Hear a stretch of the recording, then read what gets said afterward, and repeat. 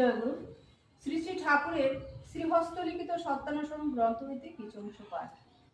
ক্ষমা করো কিন্তু ক্ষতি করো না, প্রেম করো কিন্তু আসক্ত হয়ে না, খুব ভালোবাসো কিন্তু মাখামাখি করো না। বকবগানি পূর্ণত্বের চিহ্ন নয়। যদি নিজে সন্তুষ্ট বা নির্ভাবনা হয়ে থাকো তবে অন্যের জন্য চেষ্টা করো।